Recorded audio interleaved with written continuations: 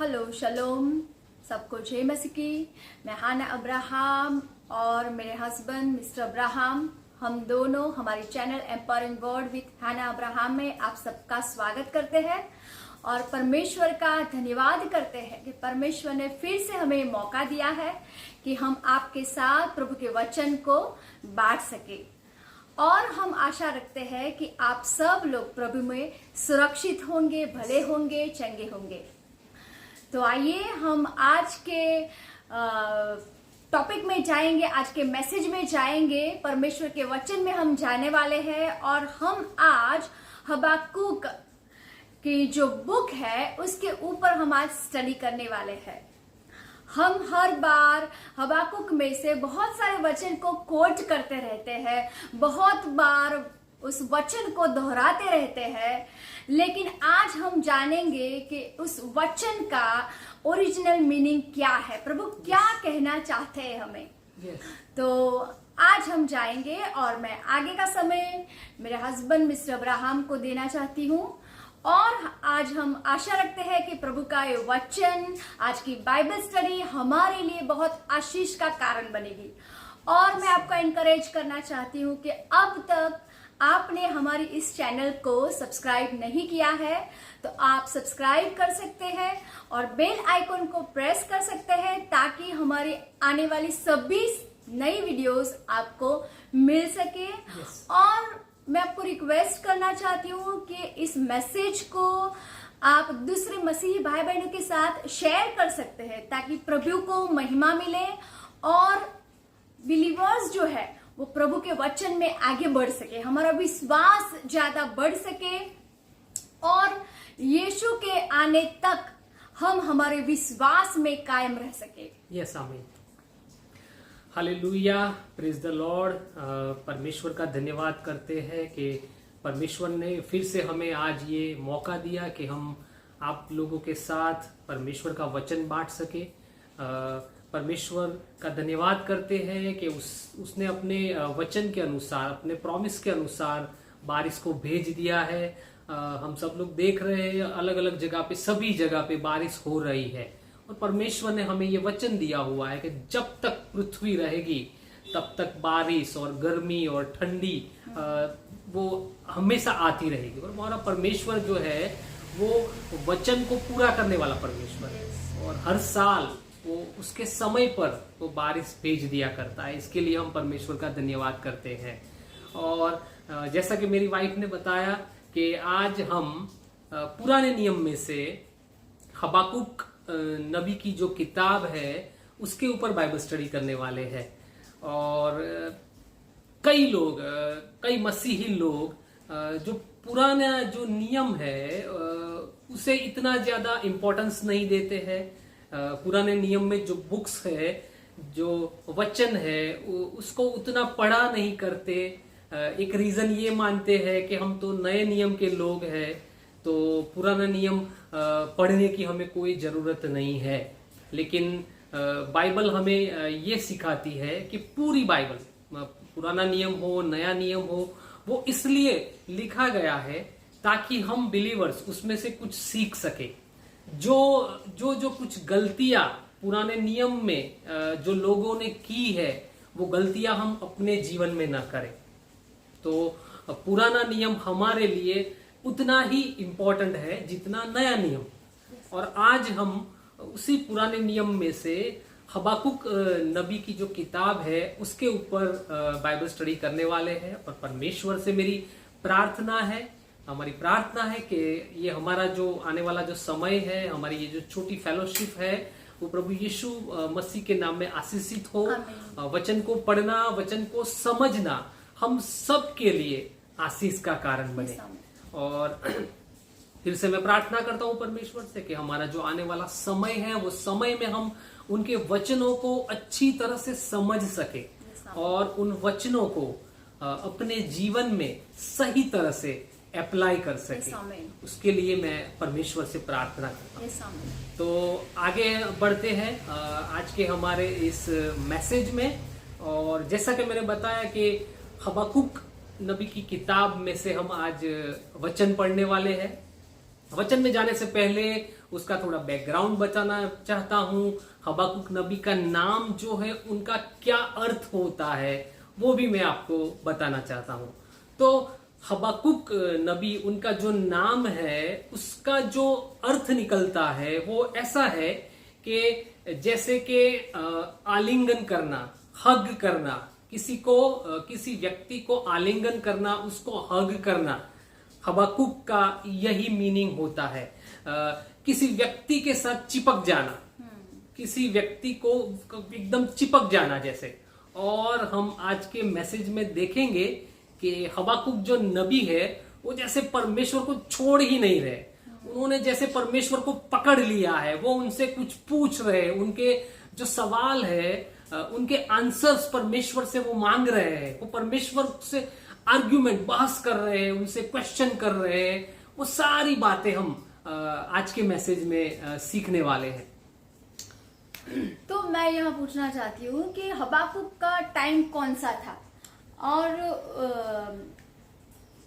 क्या प्रभु क्या मैसेज देते हैं उनको, और कौन सा राजा उस समय था? Yes. कौन सा राजा का टाइम था वो? यस, हमारे लिए ये बैकग्राउंड जानना बहुत जरूरी है।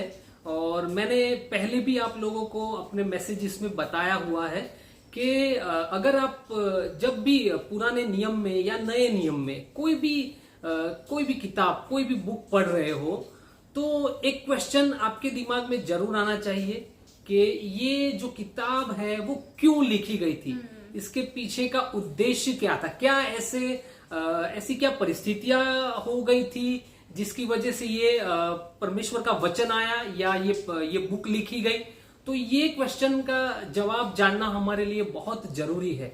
और कौन सा समय था, क्या परिस्थितियां थी, ये जानना भी हमारे लिए बहुत जरूरी है। तो थोड़ा बैकग्राउंड में आपको बताना चाहता हूं। जो इजरायली जो लोग थे वो पहले तो एक ही प्रजा था, एक ही राज्य था। लेकिन जब सुलेमान राजा के मरने के बाद जब उसका लड़का जब राजा बना, तो उसके बाद जो इजराइल का जो राज्य था उसके दो भाग हो गए थे। एक भाग वो था जो यहूदा का राज्य कहलाता था, और दूसरा जो भाग था वो इजराइल का राज्य कहलाता था। और ये जो इजराइल का जो राज्य था उसको तो ईसा पूर्व 720 के आसपास गुलाम बनाकर जो असीरिया, जो असुर लोग थे, वो उनको गुलाम बनाकर ले जा चुके थे। ये जो हबाकुक नबी का जो समय है वो ईसा पूर्व 7वीं सदी का अंत भाग है, यानी ईसा पूर्व 610 605 के आजू बाजू का ये समय है। और तब जैसा मैंने आगे बताया कि जो इजराइल का जो राज्य था उसको तो ऑलरेडी बंदी बनाकर असुर ले गए था। जो उसका राजा था असुर का, वो इजराइल के कुल को बंदी बनाकर ले जा चुका था। लेकिन यहूदा का जो राज्य था वो अब भी यरूशलेम में था। जो राजा था यहूदा का वो यहोयाकीम राजा था। आप जब पुराने नियम में जब आप राजाओं की जो किताब है, जो इतिहास की जो किताब है, उसको जब आप पढ़ोगे तब आपको ये राजा का नाम वहां पे जरूर मिलेगा, यहोयाकीम राजा, जो एक्चुअली योशिया राजा का पुत्र था। योशिया राजा के बारे में भी आप सब लोग जानते होंगे कि जिसने परमेश्वर की नजर में जो अच्छा था वो किया। उसकी नजर में जो परमेश्वर के लोग थे उनको वो राजा लोगों को परमेश्वर के और नजदीक ले गया। फसह का पर्व जो सालों से यरूशलेम में मनाया नहीं गया था, वो फसह का पर्व योशिया राजा के समय में फिर से मनाया गया था। मतलब कि योशिया राजा ने एक धर्म सुधारक का काम किया था। जो परमेश्वर के लोग थे, जो बुराई में फंसे हुए थे, परमेश्वर से दूर थे, उनको वो परमेश्वर के पास लेके गया था। लेकिन योशिया राजा की मृत्यु हो जाती है और उसके बाद उसका लड़का यहोयाकीम जो राजा बनता है वो बहुत बुरा राजा था। उसने परमेश्वर की नजर में जो गलत था वो सारी बातें की, और जैसा राजा वैसी प्रजा, ऐसा कहा गया है। जैसा राजा करता है प्रजा वैसी ही करती है। तो यरूशलेम के जो लोग थे, यहूदा राज्य के जो लोग थे, वो परमेश्वर से दूर चले गए थे। और उन्होंने, वो लोग मूर्ति पूजा करते थे, वो लोग व्यभिचार करते थे, वो लोग हिंसा करते थे, वो लोग करप्शन किया करते थे, मतलब किसी को न्याय भी नहीं मिल रहा था। तो यरूशलेम था जो परमेश्वर का जो शहर था, और परमेश्वर के जो लोग थे उनकी जो स्थिति थी, परिस्थिति थी, वो एकदम खराब थी। वो लोग एकदम बुरी दशा में थे, परमेश्वर से दूर और बुरी बातों में फंसे हुए थे। मेरे प्रिय मसीह भाई बहनों, हमारे लिए यहाँ एक लेसन है, एक बहुत इंपॉर्टेंट पॉइंट है हमारे लिए। जब हम परमेश्वर से दूर चले जाते हैं तब हमारे जीवन में बुराइयां आ जाती है। ऐसा कहा जाता है कि आपकी जो बिलीफ है वो आपके बिहेवियर के ऊपर असर करती है। आप क्या मानते हो वो आपके व्यवहार में दिखता है। और जो इजरायली लोग, जो यरूशलेम के जो लोग थे, जो लोग परमेश्वर से दूर जा चुके थे, और इसलिए वो लोग बुरी बातों में, बुरी चीजों में फंसे हुए थे। तो ये बैकग्राउंड है, ऐसा समय चल रहा था। और ये जो हबाकुक नबी है, ये सब देख रहे थे, उनके सामने ये सब हो रहा था, और वो परमेश्वर से कंप्लेन करते हैं, परमेश्वर से आर्ग्यूमेंट करते हैं, बहस करते हैं। आज हम आज के वचन में से सीखेंगे। तो आइए थोड़ा वचन में से पढ़ते हैं। हम इस पूरे मैसेज में पूरा जो मैसेज है, पूरा जो पुस्तक है नबी का, वो नहीं पढ़ेंगे, लेकिन जहां जहां पे हमें जरूर लगेगी उसको हम जरूर पढ़ेंगे। और एक बात आपसे शेयर करना चाहता हूं कि जैसा मेरी वाइफ ने आगे भी बताया कि हबाकुक नबी की जो किताब है उसमें कई सारे ऐसे वचन हैं जिसको हम बार बार प्रार्थना में उसको हम कोट करते हैं, लेकिन उसका कॉन्टेक्स्ट में क्या मीनिंग है, ये जो जब परमेश्वर का जो वचन आया उस कॉन्टेक्स्ट के हिसाब से उसका सही मीनिंग क्या है वो शायद हम नहीं जानते। तो ऐसी कुछ आयत भी है, एक दो आपके सामने पढ़ना चाहता हूं। यहाँ मैं एक बात शेयर करना चाहती हूँ कि कई बार हम वचन को लेकर दोहराने लगते हैं, विश्वास से दोहराने लगते हैं। वो अच्छी बात है, बहुत अच्छी बात है कि हमें वचन के साथ ही प्रार्थना करनी चाहिए, वचन को दोहराना चाहिए, लेकिन हमें वचन का मीनिंग बहुत अच्छी तरह से पता होना चाहिए कि प्रभु इस वचन के द्वारा हमें क्या कहना चाहते हैं। तभी हम अच्छी तरह से उस वचन को दोहराकर प्रभु के आगे हम प्रार्थना कर सकते हैं और विश्वास के साथ उस वचन को दोहरा सकते हैं। यस, ये बहुत अच्छा पॉइंट है। कोई एक वर्ष ही बाइबल में से निकाल कर अगर हम उसका अर्थ करने जाएंगे तो शायद हो सकता है कि हम उसका सही अर्थ ना जान पाए। लेकिन अगर आप उस वर्ष के वो आयत के आगे पीछे क्या लिखा है और वो वर्ष कौन सी पुस्तक में लिखी गई है, किस कॉन्टेक्स्ट में लिखी गई है, अगर उसको भी हम उसका भी हम अभ्यास करेंगे, स्टडी करेंगे, अच्छी तरह से पढ़ेंगे, तो वही आयत का अच्छा मीनिंग और ज्यादा अच्छी तरह से वो आयत को हम समझ पाएंगे और हमारे लिए आशीष का कारण बन पाएंगे। यस, आमीन। और एक दो वर्ष मैं आपके सामने पढ़ना चाहता हूं जिससे हम काफी परिचित है। कई बार हमने चर्च में वो आयत हम सुनते हैं, जैसे कि पहली एक आयत है, क्योंकि पृथ्वी यहोवा के महिमा के ज्ञान से ऐसी भर जाएगी जैसे समुद्र जल से भर जाता है। मैं जानता हूं आप सब लोगों ने कई बार ये आयत सुनी होगी। एक और ऐसी आयत है, धर्मी अपने विश्वास के द्वारा जीवित रहेगा। अरे कौन ये वर्ष को नहीं जानता है। जो प्रोटेस्टेंटिज्म है, मार्टिन लूथर ने जो रिफॉर्म स्टार्ट किया उसका जो बेस रखा था वो तो यही आयत के ऊपर रखा था। तो मतलब कोई ऐसा मसीही नहीं होगा जो ये आयत जानता नहीं होगा। लेकिन हाँ, हबाकुक नबी की जो किताब है उसको पूरा शायद आप लोग नहीं जानते होंगे। yes. तो वो पूरे किताब के बारे में, पूरे वचन के बारे में आज हम स्टडी करने वाले हैं। तो चलिए थोड़ा जो हबाकुक नबी की जो किताब है उसका थोड़ा भाग हम पढ़ते हैं। yes.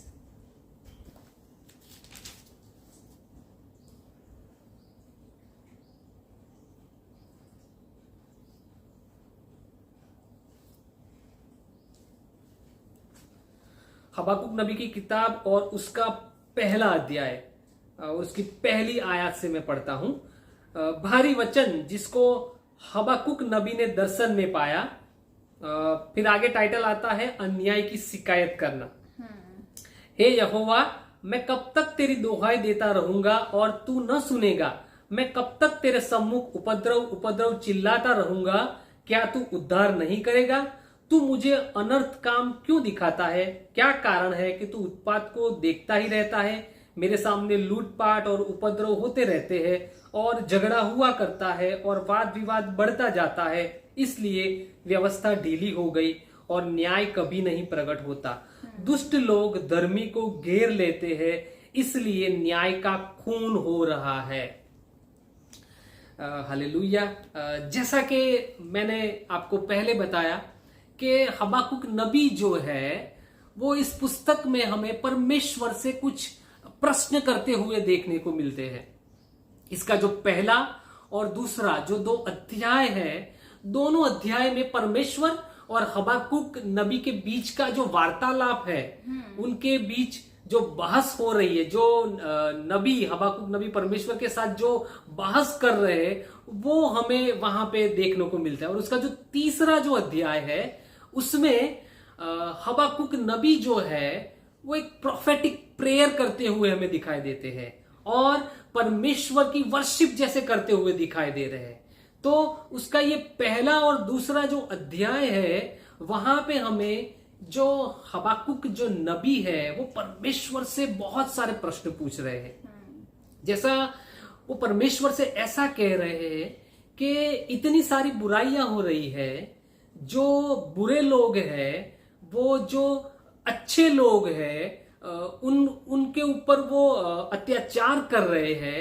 जो अच्छे लोग हैं वो मतलब बुरे समय में से गुजर रहे हैं, उनको न्याय नहीं मिल रहा है। यरूशलेम में बहुत सारी हिंसा हो रही है, एक दूसरे को मार मतलब सब एक दूसरे को मार रहे हैं, एक दूसरे का खून कर रहे हैं। ऐसी परिस्थितियों में परमेश्वर आप कुछ करते क्यों नहीं?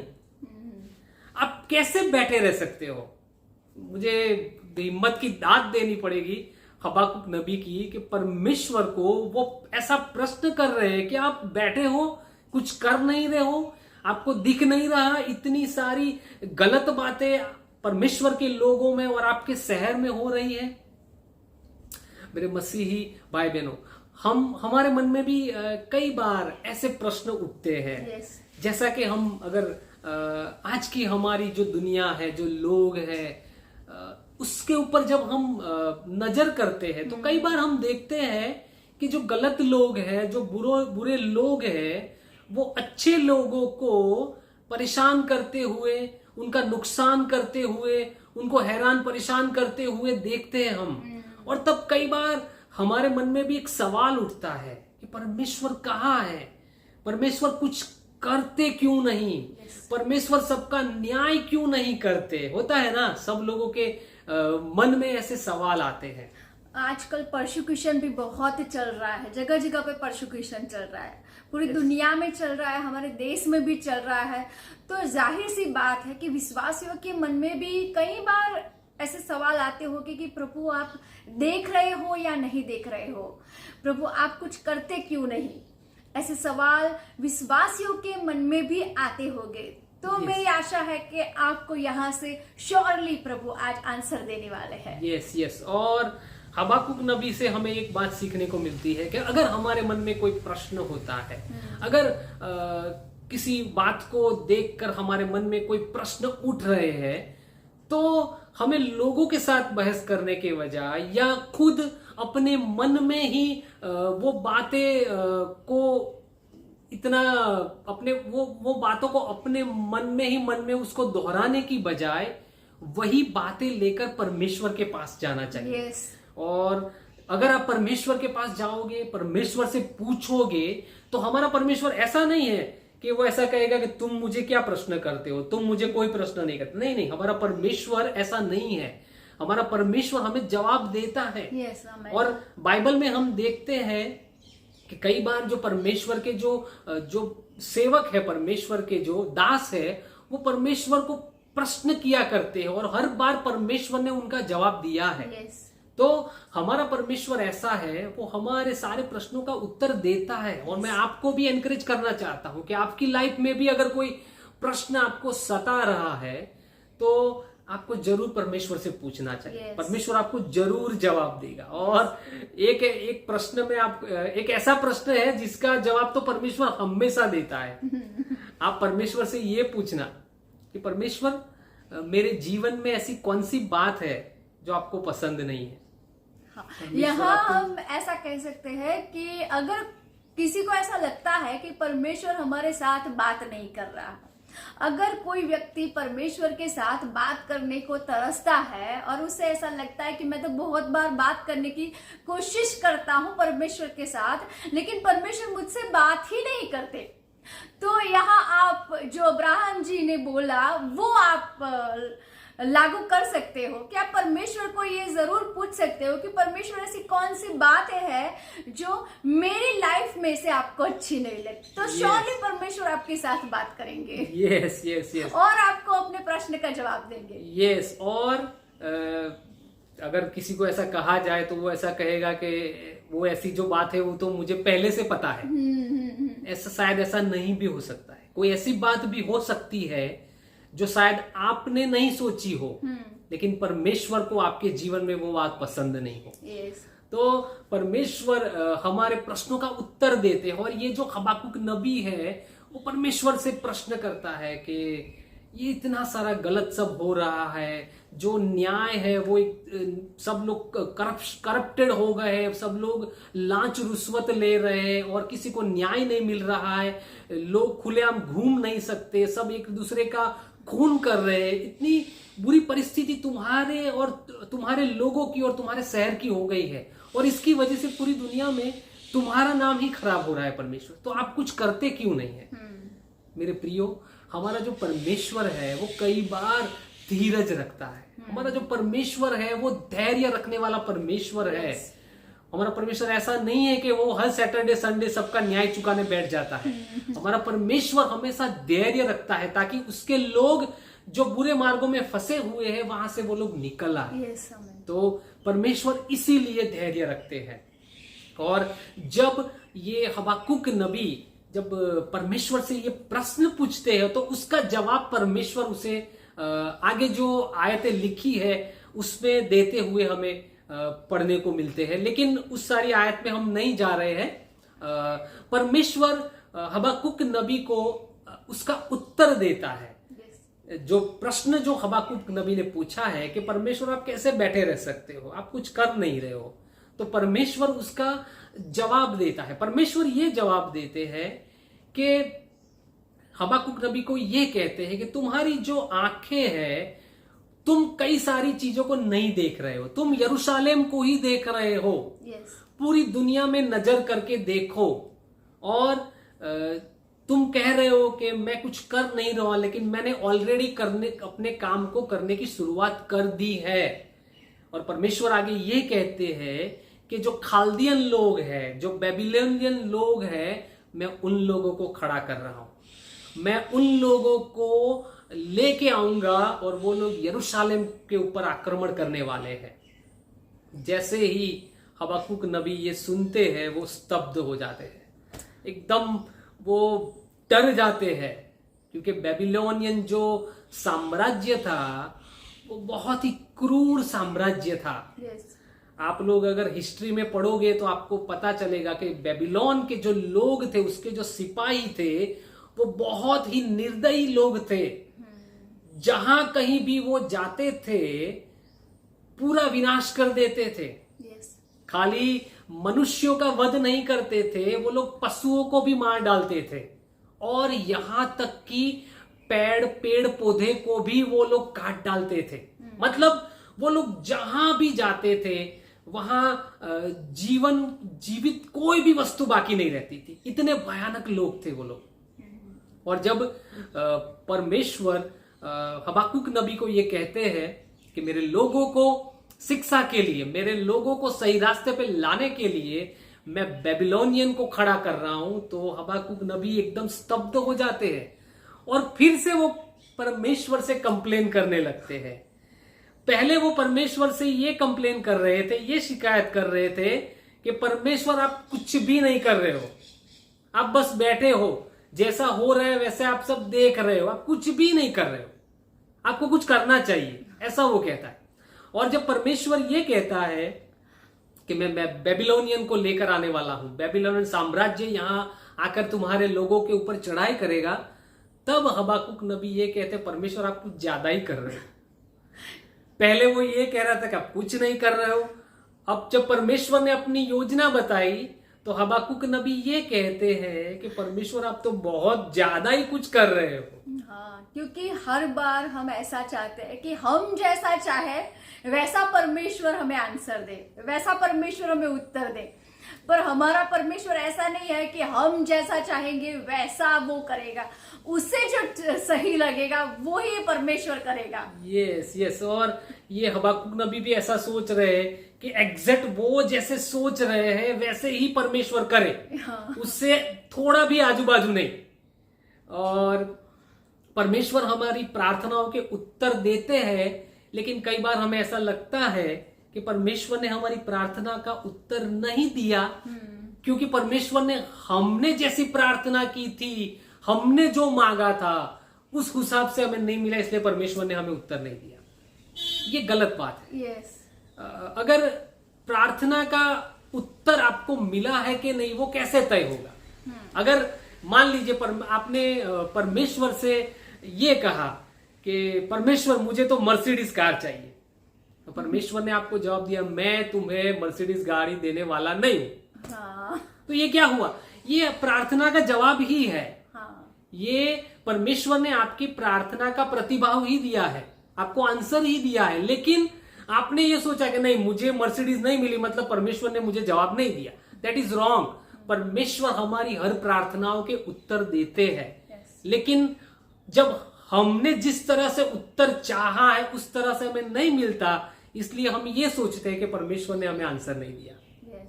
तो यहाँ जो हबाकुक जो नबी है वो बेबीलोन के बारे में जानते थे, और इसलिए ये परमेश्वर से फिर से वो बहस करने लगते हैं, फिर से परमेश्वर से प्रश्न करने लगते हैं कि अगर बेबीलोन के लोग यहाँ पे आए तो यहाँ पे कोई भी नहीं बचेगा, एक आदमी भी यहाँ पे नहीं बचेगा, सब मर जाएंगे।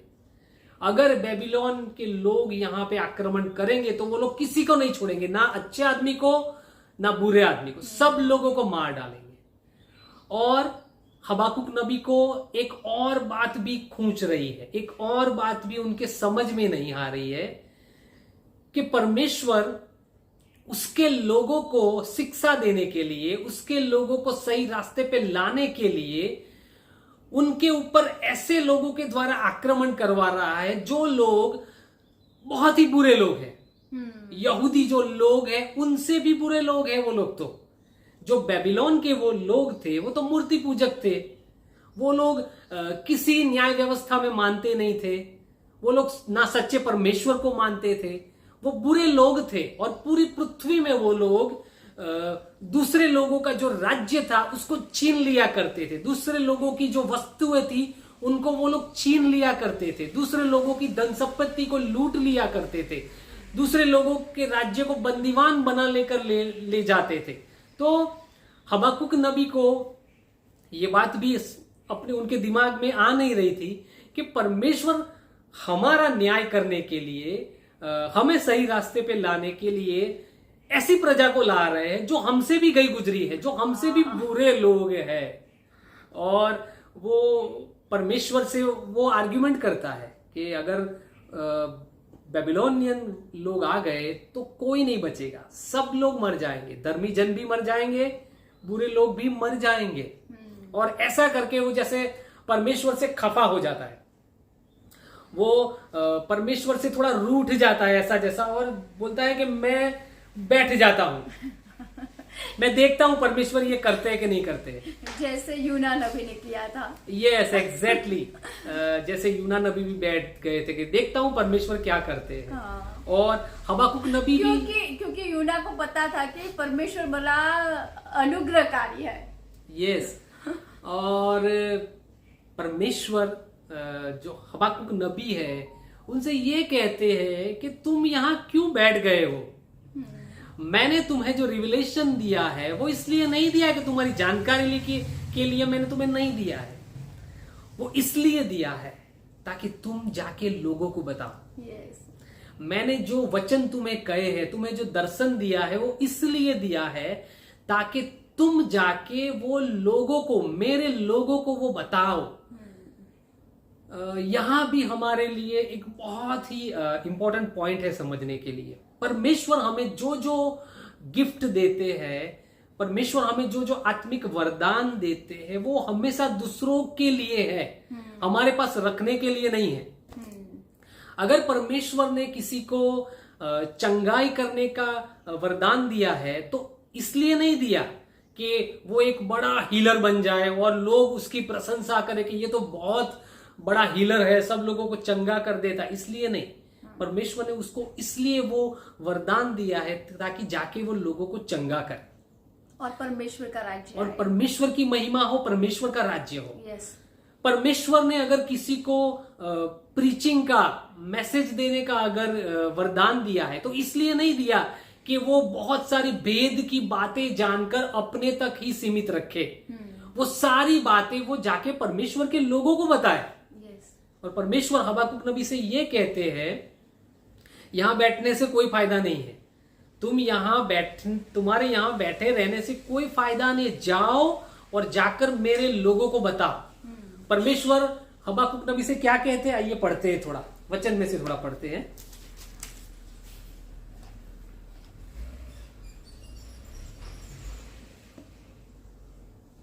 हबाकुक नबी की किताब और उसका जो दूसरा जो अध्याय है वहां पे ये बात लिखी है।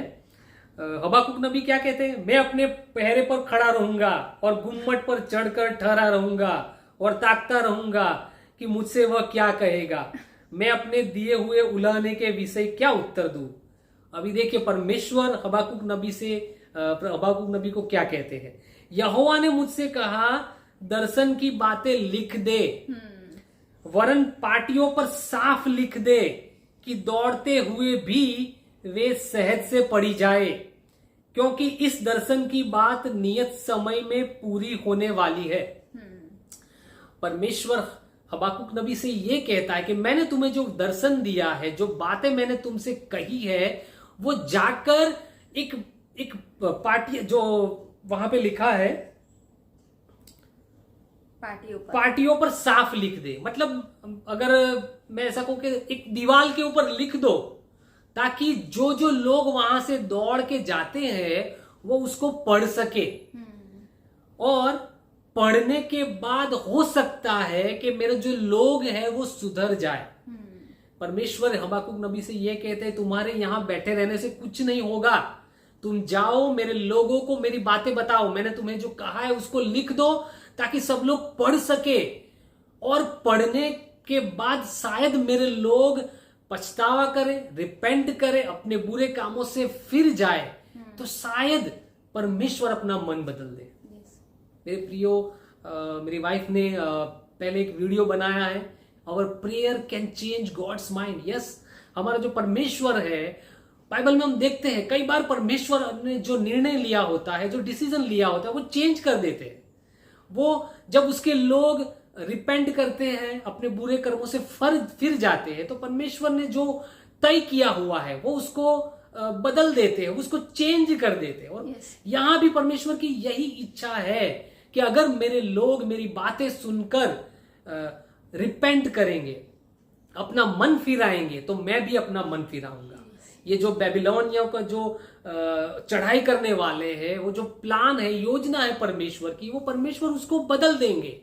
और हबाकुक नबी से परमेश्वर ये कहते हैं कि जाओ, जाकर मेरे लोगों को ये बातें बताओ। और हबाकुक नबी ने परमेश्वर से 2 प्रश्न पूछे थे कि अगर बेबीलोनियन लोग आ गए चढ़ाई करके तो यरूशलेम में कोई भी नहीं बचेगा, कोई भी धर्मी जन या बुरा जन कोई नहीं बचेगा, सब लोगों को वो लोग मार देंगे, क्योंकि बेबीलोनियन जो लोग थे वो बहुत ही निर्दयी, वो लोग बहुत क्रूर घातकी लोग थे, जो यहां तक कि पेड़ पौधों को भी वो लोग काट डालते थे, इतने बुरे लोग थे वो। और परमेश्वर उसका भी जवाब देता है। परमेश्वर हबाकुक नबी से ये कहता है, तुम ये सोचते हो कि अगर बेबीलोनियन लोग आ गए तो सब लोग मारे जाएंगे, धर्मी जन भी मारे जाएंगे और बुरे लोग भी मारे जाएंगे, लेकिन ऐसा नहीं होगा। परमेश्वर ये वचन देते हैं। क्या वचन देते हैं? परमेश्वर ये कहते हैं, जैसा कि हमने आगे पढ़ा, धर्मी अपने विश्वास के द्वारा जीवित रहेगा।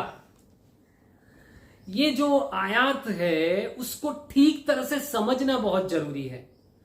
जो मार्टिन लूथर थे, उन्होंने इस आयत को, इस वर्ष को, इसका उपयोग करके जो प्रोटेस्टेंट जो है उसको स्टार्ट किया, जो रिफॉर्म है उसको स्टार्ट किया कि हम परमेश्वर के सामने कैसे न्यायी ठहरेंगे। विश्वास के द्वारा न्यायी ठहरेंगे, अपने कार्यों के द्वारा नहीं, अपने कार्यों के बलबूते पर नहीं, लेकिन यीशु ने जो क्रूस पर जो बलिदान दिया है उसके द्वारा हम न्यायी ठहरते हैं। yes. तो ये वर्ष का उन्होंने उस तरह से मीनिंग निकाला है और ये रिफॉर्म की शुरुआत की थी। यहां पे ये जो आयत है उसका क्या मीनिंग है वो भी समझना हमारे लिए बहुत जरूरी है। इस कॉन्टेक्स्ट में इस आयत का क्या मीनिंग है? परमेश्वर हबाकुक नबी से ये कहते हैं कि जो न्यायी लोग हैं वो बच जाएंगे, अपने विश्वास के द्वारा वो लोग जीवित रहेंगे।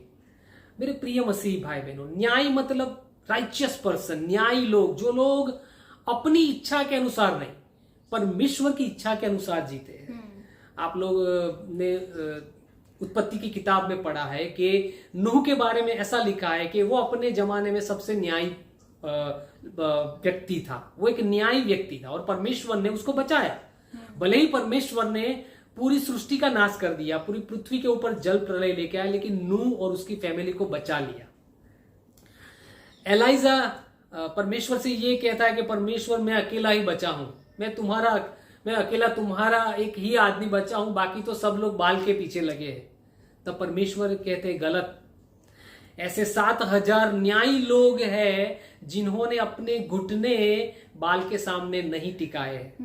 तो हर एक युग में, हर एक समय में, हर एक जनरेशन में ऐसे लोग हैं जो परमेश्वर की इच्छा के अनुसार चलते हैं। yes. और नए नियम में न्यायी लोग कौन है? जो यीशु पर विश्वास करते हैं, जो यीशु के बलिदान के ऊपर विश्वास करते हैं, उसके द्वारा वो लोग न्यायी ठहराए गए हैं। yes. और पुराने नियम में जो लोग हैं जो परमेश्वर की इच्छा के अनुसार चलते थे, परमेश्वर की आज्ञा के अनुसार चलते थे, परमेश्वर की जो व्यवस्था थी उसके अनुसार जो लोग चलते थे, उनको न्याय ठहराया गया है। और उन लोगों की यहां बात हो रही है। परमेश्वर उनसे ये कहता है कि जो न्यायी लोग हैं, जो धर्मी लोग हैं, वो जीवित रहेंगे, वो जरूर जीवित रहेंगे, लेकिन किसके द्वारा? अपने विश्वास के द्वारा। वो विश्वास के द्वारा जीवित रहेंगे। अभी ये जो विश्वास, जो वर्ड है फेथ, चाहे हिब्रू में चाहे ग्रीक में, उसका जो मीनिंग होता है वो फेथफुलनेस, विश्वसनीयता, ऐसा भी होता है। फेथ, विश्वास यानी विश्वसनीयता, टू बी फेथफुल, परमेश्वर के प्रति विश्वसनीय होना। और एक बार का विश्वास नहीं, लाइफ टाइम, जीवन पर्यंत विश्वासु रहना।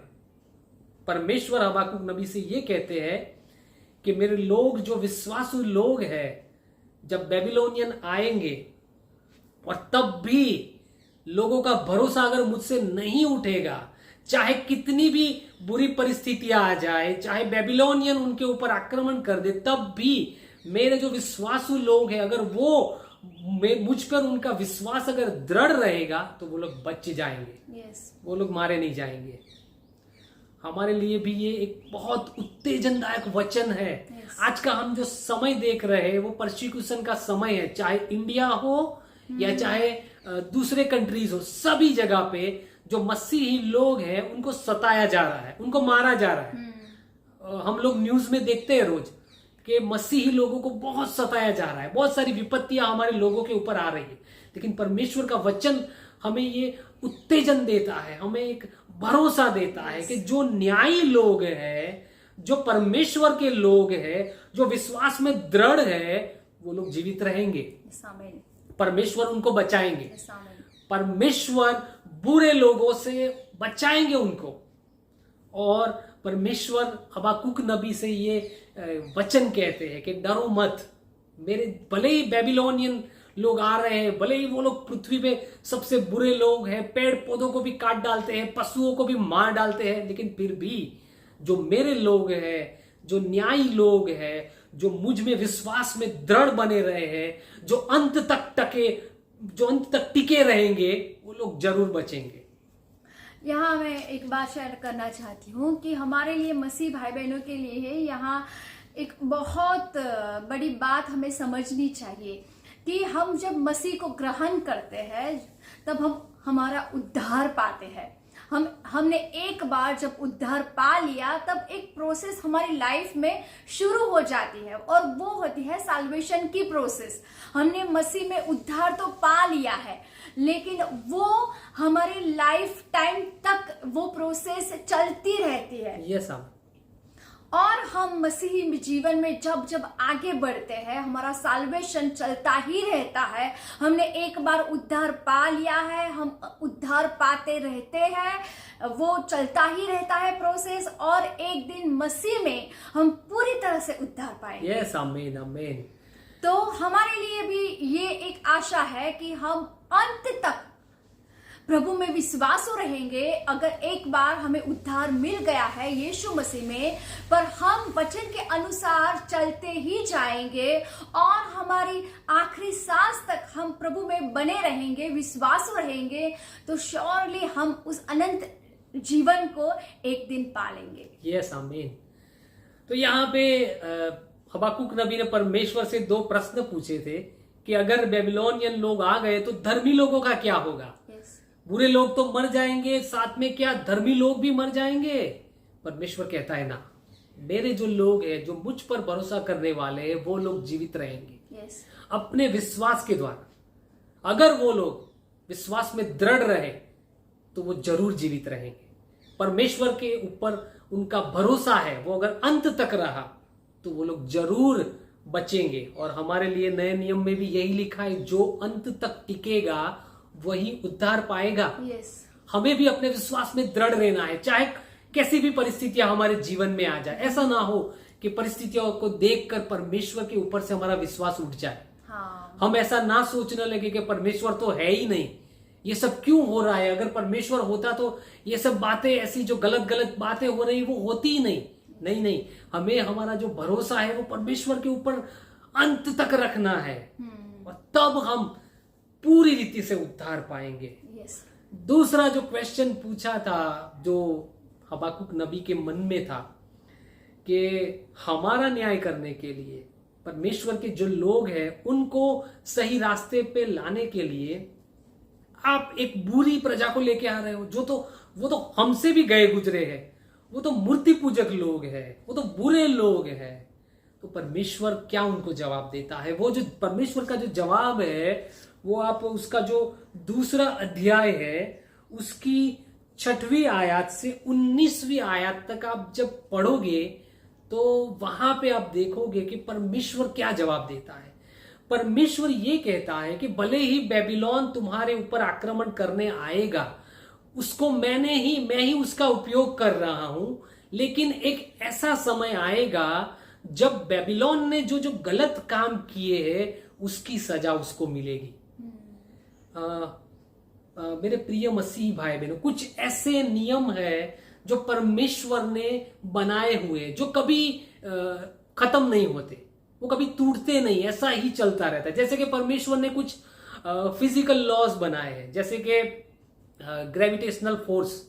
अगर हम ऊपर जंप लगाएंगे तो तुरंत हम नीचे ही वापस आएंगे। ये नियम कभी खत्म नहीं होने वाला है। हम पृथ्वी पर है, ग्रेविटेशनल जो फोर्स है वो हमारे पर लगता है, जैसे ही हम जंप लगाएंगे हम वापस पृथ्वी पर ही, धरती पर ही आएंगे। उसी तरह से परमेश्वर ने कुछ मॉरल लॉज भी बनाए हैं, और उसमें से एक लॉ ये है, जैसा तुम करोगे वैसा ही तुम भरोगे, जैसा तुम बोओगे Yes. वैसा ही तुम काटोगे। और इसका एक बहुत अच्छा एग्जाम्पल मैं आपको यहाँ पे देना चाहता हूं। याकूब के बारे में आपने पढ़ा होगा, सुना होगा।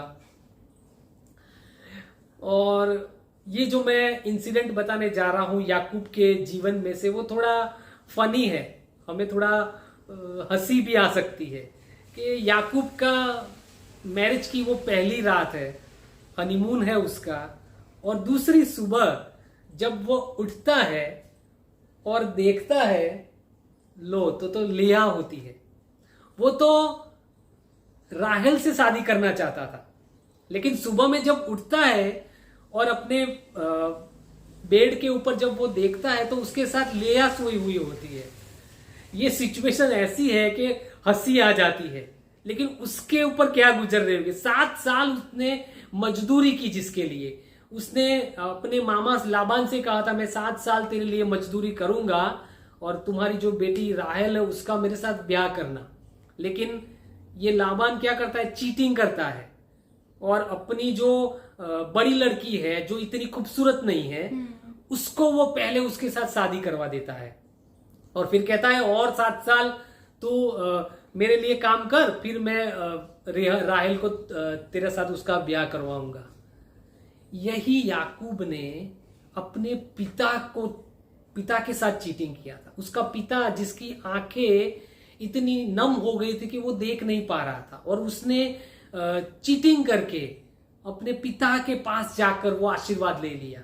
उसने अपने बड़े भाई के साथ चीटिंग किया, और वही याकूब के साथ आगे जाके यही चीटिंग याकूब के साथ भी होती है।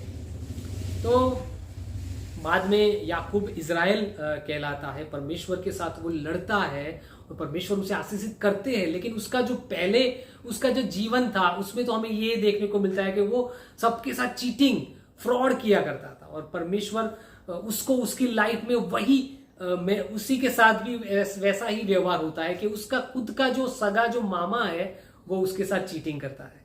तो कुछ परमेश्वर ने लॉ बनाए हैं, मॉरल लॉज बनाए हैं कि आप जैसा करोगे वैसा भरोगे, आप जो बोओगे वही आप काटोगे। और ये जो बेबीलोन के जो लोग थे वो बहुत बुरे लोग थे। वो लोग दूसरी जगह पे जाके दूसरे लोगों को लूट लिया करते थे, उनकी धन संपत्ति ले लिया करते थे, उनको मार डालते थे, उनके राज्य को छीन लेते थे। 2 बातें थी उनमें, एक तो प्राइड, अभिमान, और दूसरा लोभ। और ये दोनों बातें, ये जो उसकी मतलब पाप का मूल है, लोभ और अहंकार। और आगे अगर जब आप जब ये पढ़ोगे ये वचन, तो उसके लिए हाई लिखा है, इंग्लिश में वो टू यू। अभी इसका क्या मीनिंग है? हाई मतलब यीशु भी हाय कहते हुए हमें देखने को मिलते हैं। अगर आप गॉस्पल पढ़ोगे तो यीशु ने भी इस शब्द का प्रयोग किया है, हाय। हे खोराजिन तुझे हाय, हे बेतसैदा तुझे हाय, हे कफरनहूम तुझे हाय। तो इसका मतलब है कर्स, श्राप, ब्लेसिंग के विरुद्ध। अगर आप किसी को ब्लेसिंग देते हो उसके एकदम विरुद्ध, मतलब श्राप देना, उसका बुरा सोचना, उसका नष्ट हो जाना, ऐसा सोचना।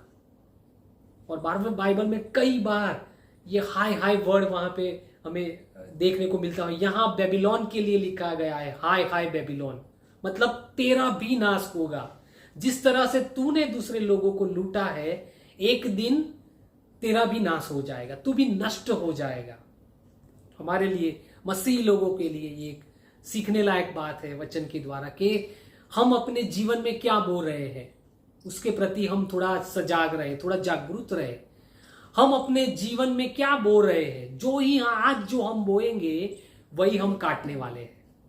तो ये एक इंपॉर्टेंट पॉइंट है हमारे लिए। और परमेश्वर जो है वो हबाक्कुक को उसके सभी प्रश्नों का उत्तर दे देते हैं। और बाद में एक वर्स लिखी है, वो मैं पढ़ना चाहता हूं, बहुत छोटी वर्स है। हबाक्कुक नबी की किताब, उसका 2 अध्याय और उसकी 20वीं आयत मैं पढ़ना चाहता हूं। परंतु यहोवा अपने पवित्र मंदिर में है, समस्त पृथ्वी उसके सामने शांत रहे। परमेश्वर ये कहते सब लोग उसके सामने चुप रहो। कई बार जब बहुत सारे प्रश्न हमारे दिमाग में चल रहे होते तो एक बहुत अच्छी बात है, परमेश्वर के सामने जाके बैठ जाइए, कुछ भी बोलिए मत, बस परमेश्वर के सामने बैठ जाइए और परमेश्वर आपको सारी बातों के जवाब देंगे और आप बदल जाओगे। जैसा कि यहां हुआ, हबाकुक नबी जो परमेश्वर से प्रश्न पूछ रहे थे, बहस कर रहे थे, आप कुछ नहीं कर रहे हो, आप ज्यादा कर रहे हो, हम सब मर जाएंगे, बहुत सारी चीजें उसके मन में चल रही थी। लेकिन जब वो शांत हो गया, जब वो चुप हो गया, तब वो परमेश्वर को सही तरह से समझ पाया। और बाद में ये जो पूरा जो तीसरा जो अध्याय है, उसमें ये जो हबाकुक नबी जो है वो परमेश्वर को एक प्रार्थना करते हुए नजर आते हैं। अब उसे किसी बात का डर नहीं है, वो अब किसी बात की, कोई बात की चिंता नहीं है, अब वो एकदम शांत है। हबाकुक नबी को सभी उत्तर के जवाब, सभी प्रश्नों के उत्तर मिल गए हैं और एक नए हबाकुक नबी, जैसे चेंज, पूरा बदलाव एकदम जिनमें आ गया हो, ऐसा हबाकुक नबी यहां देखने को हमें मिलते, जो परमेश्वर की प्रशंसा करते हैं, परमेश्वर से प्रार्थना करते हैं। वो परमेश्वर से ये तो नहीं कहते कि ये जो बेबीलोनियन आ रहे हैं उन लोगों को मत ला, वो ऐसा नहीं कहते वो, लेकिन वो ऐसा कहते, क्या कहते हैं? वो ये कहते हैं, क्रोध करते हुए भी दया करना स्मरण कर। वो ये नहीं कहता कि परमेश्वर क्रोध मत करो, वो ये कहता है परमेश्वर जब क्रोध करो तो उस क्रोध में भी आपकी जो दया है उसको स्मरण करना। परमेश्वर से वो प्रार्थना कर रहा है अपने लोगों के लिए कि भले ही बेबीलोनियन लोग आए, भले ही हमारे ऊपर वो लोग आक्रमण करने वाले, लेकिन उस समय में भी परमेश्वर, वो तुम्हारा क्रोध का समय है, लेकिन वो क्रोध के समय में भी तुम हमारे ऊपर दया करना। और आगे लास्ट में हम पढ़ते हैं, ये भी आपने पढ़ी होगी, कई बार ये वर्ष आपने पढ़ी होगी, क्योंकि चाहे अंजीर के वृक्षों में फूल न लगे और न दाखलताओं में फल लगे, जलपाई के वृक्ष से केवल धोखा पाया जाए और खेतों में अन्न न उपजे, भेड़शालाओं में भेड़ बकरियां न रहे और थानों में गाय बैल न हो, तो भी यहोवा के कारण आनंदित और मगन रहूंगा। वो क्या कहता है? हबाकुक नबी ये कहता है कि भले ही बेबीलोन के लोग आएंगे, पूरा सब नष्ट कर देंगे, ना अंजीर के पेड़ बचेंगे, क्योंकि वो लोग पेड़ों को भी काट डालते थे, ना दाख मधु के पेड़ बचेंगे, ना जो भेड़ बकरियां है वो ना बचेंगी, ना गाय बैल बचेंगे, कुछ भी भले ही ना बचे, फिर भी मैं अपने परमेश्वर में मगन रहूंगा, मैं अपने परमेश्वर में आनंद करूंगा। और परमेश्वर के जो लोग हैं उनकी एक निशानी है कि वो लोग हमेशा आनंद में रहते हैं, चाहे वे कोई भी परिस्थिति हो। नए नियम में देखते हैं पाउल और सिलास दोनों जेल में हैं।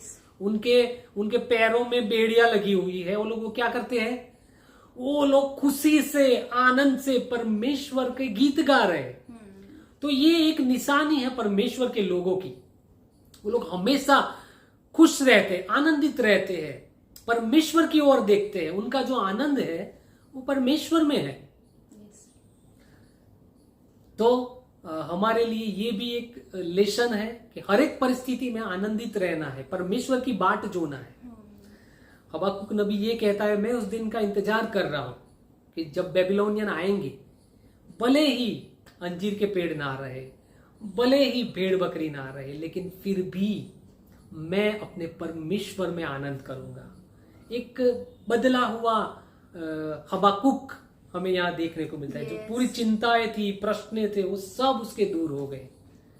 बहुत ही इंपॉर्टेंट मैसेज हमारे लिए, बहुत ही समझने लायक बातें हैं हमारे मसीही लोगों के लिए। आज भी ये मैसेज हमारे लिए उतना ही इंपॉर्टेंट है जितना यरूशलेम के लोगों के लिए था।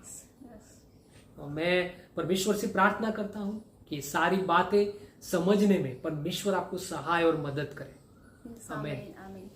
और यहाँ जो लास्ट में हमने वचन पढ़ा कि अंजीर को मोर अंजीर लगे या न लगे, या ढूंढ ढाक रहे या ना रहे, खेतों में भी खेती बाड़ी रहे या ना रहे, लेकिन मैं अपने परमेश्वर यहोवा में आनंद करूंगा। ये हमारे लिए भी इतना ही इम्पोर्टेंट है, ये वचन हमारे लिए भी इतना जरूरी है, क्योंकि यही असली विश्वास है। यही विश्वास है, क्योंकि कई बार हमारी लाइफ में ऐसा होता है कि हम जो प्रार्थनाएं करते हैं, हम जो परमेश्वर के साथ मांगते हैं, वो हमें नहीं मिलता है, लेकिन फिर भी हबाकुक जैसे बदल जाता है।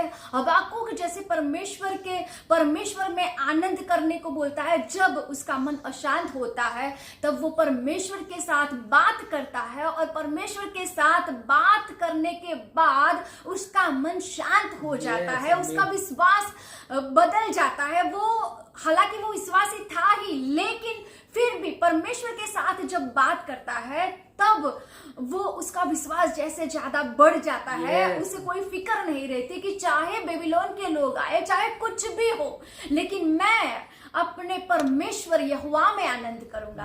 उसी तरह से मेरे मसीह भाई बहनों, हमें भी इसी तरह से विश्वास में आगे बढ़ना है कि चाहे कुछ भी हो जाए, चाहे हमें हमारी जरूरियात मिले या ना मिले, चाहे हमें घर मिले या ना मिले, चाहे हमें गाड़ी मिले या ना मिले, चाहे हमें चंगाई मिले या ना मिले, लेकिन हमें परमेश्वर में आनंदित रहना है। हमारा भरोसा परमेश्वर है, परमेश्वर में ही हमें आनंदित रहना है, क्योंकि हमारा असली आनंद परमेश्वर में ही है। यस आमीन। तो मैं भी आपको एनकरेज करना चाहती हूँ कि चाहे हमारे जीवन में कोई भी परिस्थिति आए, कुछ भी हो जाए, हालांकि ये मुश्किल है, लेकिन जब हम कोई भी परिस्थिति में परमेश्वर के पास जाएंगे, परमेश्वर के साथ अपनी बातों को रखेंगे, परमेश्वर हमारे हृदय को शांत करेगा, परमेश्वर हमारे साथ बात करेगा, परमेश्वर उसके वचन के द्वारा हमारे साथ बात करेगा और हमारे विश्वास को प्रभु में आगे बढ़ाएगा।